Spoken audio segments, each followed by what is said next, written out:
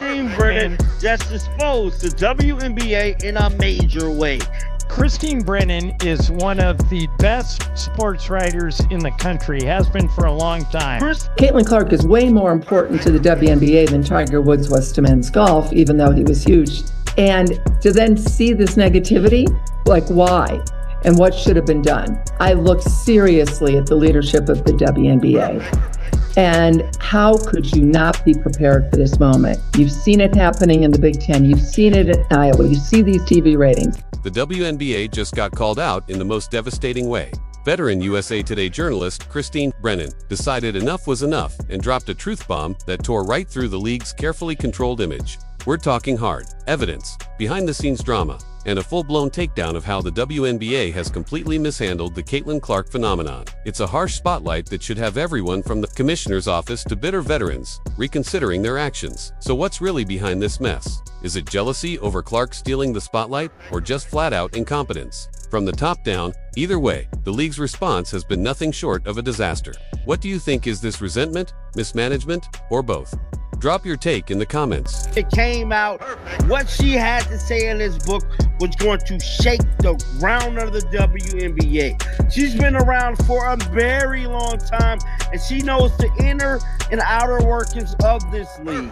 Christine Brennan let it be known in multiple interviews that the WNBA was not ready for a superstar like Caitlin. It all kicked off when Christine Brennan, a veteran journalist who's been covering women's basketball longer than many current players have been alive, decided to write a book.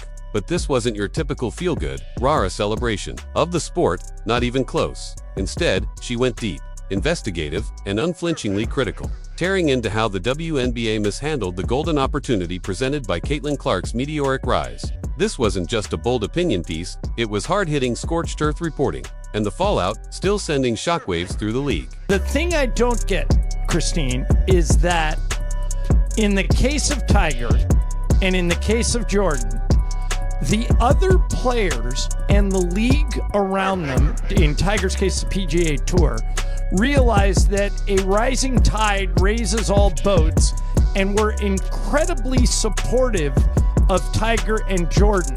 With Caitlin, it seems like, for whatever reason, she's polarizing. Like, she's been hit with more flagrant fouls than any player ever this year. They tried to come at you when you were writing a story and said, don't ask questions about why people don't like Caitlin Clark. But I'm going to ask you, Christine, why is she polarizing in your opinion? Why do people not embrace the phenomenon that is Caitlin Clark? Brennan didn't show up to offer pats on the back. She ripped the curtain wide open, exposing just how out of touch, insecure, and frankly, unprepared the WNBA leadership was when the biggest star in women's basketball landed right in their lap. Caitlin Clark isn't just another promising rookie. She's the transformative talent who dragged the league from the margins to the mainstream. And instead of embracing the spotlight, the league looked like it was scrambling for... One of the big points in the book, I deal with all of this and my research and reporting, because I was perplexed as well. I mean, this is the greatest moment ever for the WNBA. Yep. We wish it happened sooner. Of course we wish it happened sooner. There were amazing players who, as you know, Ramona, I mean, both you guys know, were toiling in obscurity, the male-dominated mainstream sports media ignoring them. Parentheses, resenting the very attention it had always claimed to want. The day after Caitlin officially declared for the 2024 draft, she called up a senior league official to get their take. You'd expect fireworks, hype, maybe even confetti cannons. But no, the official told her, dead serious, that her arrival, it was the biggest thing since Maya Moore. Maya Moore, no disrespect to a legend, but outside of hardcore basketball fans, Maya was practically invisible to mainstream America. Most people wouldn't have even recognized her in a grocery store. From home like everybody else. And I think, guys, that actually helped me understand as a journalist the fascination, because I've covered a lot over my career and been very fortunate to be at Wimbledon's and Super Bowls and Tiger Woods and you name it, I've covered it. And I'm so lucky to have done that. And I found myself fascinated, like, who is this? And I'm getting text messages from guys who would never have watched a second of women's basketball. Good guys, they want their daughters to play sports. I mean, good people, but just, And they're texting, are you there? I'm watching, are you seeing this performance? And that told me something that I actually was very helpful to be at home watching it versus being on press row talking to a bunch of other journalists, that like, okay, there's something going on in the country here. And it's everyone's fascinated, and people are standing in line for hours in the cold around the Big Ten, this barnstorming tour, and it's all about a basketball player who happens to be a woman. Brennan's decades of experience made it obvious to her what the league executives couldn't see. Caitlin Clark wasn't just another great player, she was about to become a cultural avalanche, ready to bury every tired narrative about the WNBA being a niche sport, while the clueless execs were busy comparing her to stars who barely moved the viewership needle. Brennan already knew the entire nation was about to be strapped in for the Caitlin Clark show. So how did the league respond to this priceless head? They sat on their hands and did absolutely nothing. It's almost impressive how incompetent you have to be to miss the easiest marketing layup in sports history. But it gets even worse. Brennan's book lays it all out. The WNBA brass didn't just fail to prepare for the Caitlin Clark effect, they couldn't even imagine it. They were so used to being the perpetual backbench of pro sports. So conditioned to irrelevance that they literally couldn't fathom a world where people actually cared about their product. It's like running a bakery and being shocked when people show up to buy bread. That's how pathetic it was. Unauthorized, which is not ominous at all. You want it to be unauthorized because I can tell the truth, unvarnished. Caitlin quoted throughout the book. She was great answering any question I asked her. But dealing with these important issues. So you've got a 74% black league. We understand this. I mean, I'm white. Ramona, I think you guys are white. Yeah. We have no idea what it's like to be black in America. And I say that. Let's be brutally honest here. Here comes a white woman from Iowa, and she's going to be the biggest superstar. Now, absolutely, the spotlight's shining on her. Finally, it's shining on all these other players who deserved it for years but never got it. And that's a wonderful turn of events. But instead of focusing on the positives, sadly, the WNBA players, so many of them, not all. It's not like nobody saw this coming. Brennan's reporting makes it painfully clear that plenty of journalists and even YouTube creators had been tracking Clark since her Iowa days, practically waving neon signs that she was something special and destined to change the game forever. Her fan base was huge, passionate, engaged, and ready to pack arenas the moment she went pro. But the WNBA front office couldn't even be bothered to look up from their spreadsheets or adjust their tired playbook to meet the moment. Meanwhile, the numbers tell the whole story. In 2023, the Fever's attendance hovered around 4,000 per game, about the size of a Texas high school gym on a slow Tuesday night. Then Caitlin Clark shows up for a preseason warm-up, and suddenly fans are lined up outside 2 hours early like it's a Taylor Swift concert. With energy buzzing through the air, cameras flashing, and chants echoing down the block. The building security was stunned. They'd never and an antagonist. And I've argued that the NBA could use a little bit more of hero and villain to popularize the sport again. The WNBA does not need that because for a lot of America, Caitlin Clark is the hero. And anyone that comes to Caitlin Clark's defense is a hero.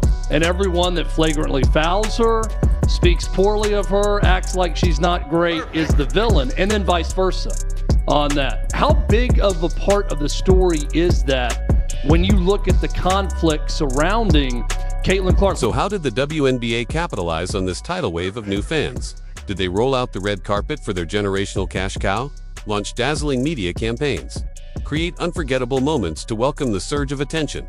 Of course not. Instead, they reacted like grumpy old neighbors, seemingly annoyed that all these new eyeballs were finally paying attention and disrupting their routine. It was as if they actually preferred being a little pond, comfortable in obscurity, rather than stepping up to meet the demands of the ocean they'd suddenly been dropped into. Absolutely unreal, a masterclass in how to squander a golden opportunity and alienate the very audience they'd been dreaming of for decades. Instead of embracing the moment, they shrank from it, treating Clark's arrival as an inconvenience rather than the gift it was. The disconnect between the league's potential. I deal with it for sure in the book. And, I think what we've seen is surprising to me. Having covered women's sports as well as men's, for the length of my career. Here's a tighter, 30-second version of your paragraph. The jealousy Brennan uncovers is the most damning part. Her book shows a deep bitterness simmering among players, league officials, and media. They couldn't handle that Caitlin Clark, still a rookie, was drawing bigger crowds, headlines, airtime than veterans who'd spent a decade grinding in obscurity. Suddenly, gyms were packed, ratings skyrocketed, merch sold out, and every podcast wanted her. all thanks to Clark. Yet instead of celebrating her impact, many treated it like an insult, their resentment on full display. And here comes Caitlin Clark, and let's say it, and I say it in the book. I go into this in depth. A white woman from Iowa in a 74% black league. That's an issue. The book is the first real journalistic look at this entire season and at Caitlin Clark and what she's done and all these issues that are out there. No holds barred. I shy away from nothing. And instead of celebrating the fact that the rising tide was lifting everyone's boats, the league and some of its players responded with icy cold shoulders, dirty fouls, and snide little quotes. Refs started swallowing whistles. Media scribes began cranking out think pieces complaining about how Clark was too popular. It's like someone handed them a winning lottery ticket and they complained it wasn't in their favorite color. And I look at the way players like Diana Taurasi, Brianna Stewart, Cheryl Swoops with her flurry of falsehoods, Cheryl Reeve, the Olympic coach, Gina Auriemma, really tried to minimize her and were very critical of her. That stunned me. You should be saying, this is great. You don't have to cheer for her. You guard her. You play tough. She's not a victim. She loves to throw it at people. She's feisty and tough out there. And that makes her, I think, even more appealing to so many people. But for this group of people to want to say such negative things and be so wrong about her, okay, fine. It's a free country. You can do what you want.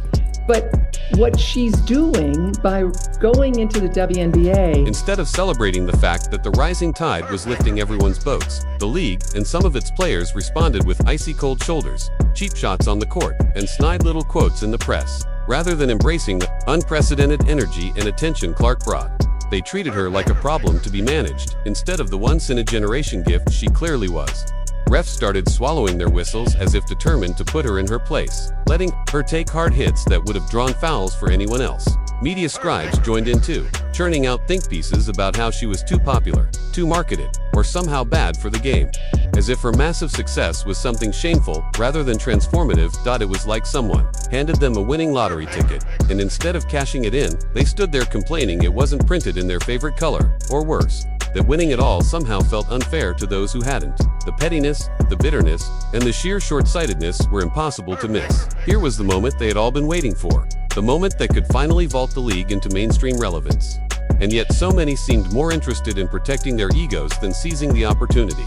They acted as if her shine diminished theirs, when in reality, she was dragging the whole league into the spotlight with her, whether they liked it or not. Rather than embracing the fact that the rising tide was lifting everyone's boats, the league and some of its players met Caitlin with icy cold shoulders, cheap shots, and snide remarks. Refs swallowed whistles, letting her take hits others never would. Media scribes churned out think pieces about her being too popular. Caitlin Clark is way more important to the WNBA than Tiger Woods was to men's golf, even though he was huge to men's golf. And to then see this negativity, you'll probably, the next question would be, or your viewers and listeners, they'll probably say, okay, so like why? And what should have been done? And I look seriously at the leadership of the WNBA. And how could you not be prepared for this moment? You've seen it happening in the Big Ten. You've seen it at Iowa. You see these TV ratings. 4 million more, as I said, watching the women than the men. I think it's worth repeating a few times because it is a stunning statistic, guys. The craziest part is how obvious all of this was to anyone paying even the slightest bit of attention. Caitlin's 4 years at Iowa were a masterclass in building a national brand. She broke records, sold out arenas, and turned even the most casual observers and plenty of executives into WNBA fans through sheer force of skill, charisma, and relentless competitiveness. It was clear to everyone with eyes that her enormous following would come with her to the league. Everyone. That is, except the very people whose job it is to grow women's basketball. They seemed too busy playing gatekeepers, clinging to their old ways to notice the gates had already been blown off the hinges. Brennan digs even deeper into a cultural sickness within the WNBA that made this failure almost inevitable. In some corners of the league, there's a warped belief that mainstream popularity somehow taints the purity of their game, as though sold-out arenas, millions of new fans, and lucrative TV deals are a kind of betrayal. That attitude infected how Clark was treated all season. Rather than being protected, celebrated, and elevated as the face of the league's future, She was left to become the target of petty, envy-fueled hacks. Players took cheap shots at her, coaches lobbed salty, dismissive comments, and the media framed her popularity like it was some kind of problem to solve rather than the breakthrough they'd been waiting decades for. Instead of realizing she was their ticket to the big stage, they acted like she was a threat to their little club.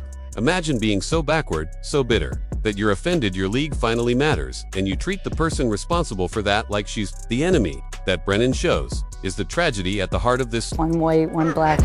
And so we have that moment with these two. But the one thing I know about sports, you need rivalry. That's what makes people watch. They want to watch games of consequence between rivals. They don't want everybody being nice to one another. So the social media is different today than it was in 1979 when it didn't exist. But, I always tell the players, I was told a long time ago, if someone's typing something in and you wouldn't ask their advice, ignore it. So it's a balance, but certainly from a marketing dollars, but corporate partners are stepping up to endorse these players much more so than they were 5 years ago. It's impossible to ignore how badly the league mishandled what could have been its biggest marketing breakthrough ever.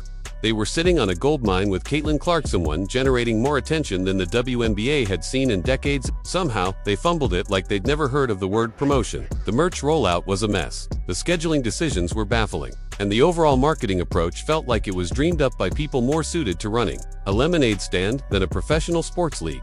Brennan's book makes one thing clear. This wasn't just a case of incompetence, it was willful ignorance. The league had all the data showing Clark was their rocket ship, but instead of getting on board, they clung to their comfort zone. They chose safety and familiarity over the risky but obvious path to real success. Now here we are in Clark's sophomore season, and the league still seems unsure of how to handle the massive star power they've stumbled into. TV ratings skyrocket whenever she plays. Her jerseys and sneakers vanish from shelves like they're limited edition Jordans. Every arena she steps into is sold out, with fans treating her games like a concert. And yet, there's still this awkward tension, like some people within the league wish the whole Caitlin Clark phenomenon would just go away so they could return to their small, insulated. Such an incredible moment on a global scale for our game, for our players.